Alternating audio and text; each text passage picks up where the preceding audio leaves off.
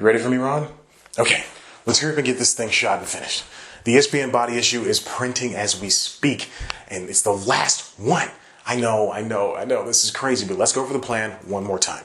Okay, so we take a bunch of naked pictures of me and naked videos, and then we go over to ESPN and we give them the pictures and force them to put me in the pantheons of the final issue of the ESPN body issue. Oh, God, that's gonna be so freaking hot. All right, okay, let's do this. I think I'm ready. Oh, man, I'm so naked right now. Go ahead, take the pictures. I gotta be doing sporty stuff, right? Oh, God.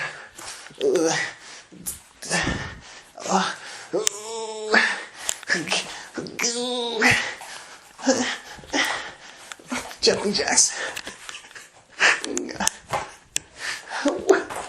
I hope they like me.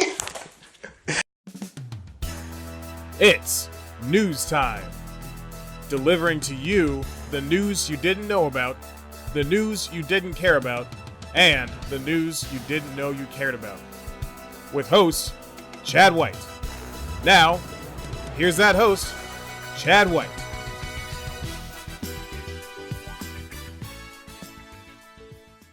Welcome back to News Time. I'm your host, Chad White, and this is the naked news that you didn't know about. I don't have pants on still. And just like that, the body issue is shutting down. Yes, it's true. ESPN Magazine's yearly celebration of all the bodies from sports of all shapes is coming to an end alongside the shuttering of the periodical side of the entire network. 10 years of checking out the bare necessities of players like Serena Williams and Blake Griffin, admiring the rippling muscles of Misha Tate and Coco Ho, wondering if anyone on the U.S. women's national hockey team or the Philadelphia Eagles lineman would like to be my friend. Hold on, I'm getting a tweet. No, they would not like to be friends. Can't blame me for trying. Oddly enough, that was the recorder. Oddly enough, ESPN Magazine is shutting down the body issue at an opportune time. This year's release is the 10th, featuring many of the greatest bodies in sports today, but it's not a nostalgic issue. There aren't any throwback athletes, nor is there any real indication that this is the final magazine. Is it so much to ask for any type of reference to the last decade of naked bodies in sports?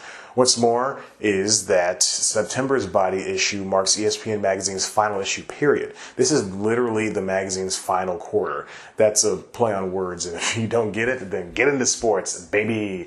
So far, there is no indication many, if any, people were fired from their jobs. After all, pretty much everything found in the magazine is pretty much online. In a statement this past April, ESPN did the whole shtick of noting how consumers can change at the drop of a hat.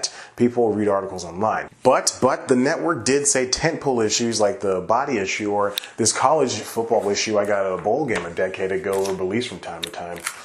Why are the pages stuck together? Oh God, I can only imagine how crusty this would be if there was a body issue. Fortune's Chris Morris points out that ESPN created the magazine in order to create competition for the super powerful Sports Illustrated, which had been around 44 years when ESPN's periodical debuted. Additionally, Sports Illustrated itself was having problems. After a little bit of time on the market for the second time in as many years, the long-running magazine found a home under Authentic Brands Group, which is a totally legitimate business, so stop asking about how I get all the money and enjoy the gifts. Both ESPN Magazine and Sports Illustrated ruled the sports-based magazine market. NPR's David Folkenfilk points out that for a period of time, reaching the cover of the latter was a feat every athlete strived for. Note that Sports Illustrated isn't completely damned. Meredith Court, publisher of Better Home and Gardens, the company that bought Sports Illustrated for the second time in late 2017, alongside Time Magazine, ultimately selling Time, only sold the branding of Sports Illustrated for now. What that means is Authentic, which also owns the brands of Marilyn Monroe, Elvis Presley, Christine Brinkley, among others, can use the name of Sports Illustrated, its iconic swimsuit issue, Sports Person of the Year, images, and whatever else the magazine has done to sell events, video games, gambling, and other live fun times. Can you imagine playing a Sports Illustrated branded strip poker game at your local dive bar? You know, the one with the crooked stools and the Confederate flag hanging behind the bar itself? Yeah. Meredith plans on keeping up with the 27-issue cycle its customers have come accustomed to. Heck, it's even been touted as profitable. So Meredith owns the magazine while Authentic is taking care of the intellectual property, the name Sports Illustrated. You better believe there's still power behind the brand. Authentic Brands President and Chief Marketing Officer Nick Woodhouse insists the two companies will be working hand in hand on furthering the journalism that is SI. One detail to note is the late, not so great, but thankfully dead as butts, David Koch led the charge in Meredith's purchasing of Sports Illustrated back in 2017, a move, per NPR, Reuters said could be an indication of a corporation trying to start its own news company. Thank the heavens that hasn't happened. Yet. Where ESPN failed, Sports Illustrated looks to succeed. Can ESPN make a comeback in the eyes of readers by seizing the print but increasing the online presence? Only time will tell. Until then, you'll have to get your body fixed by other means. And make sure Safe Search is turned on.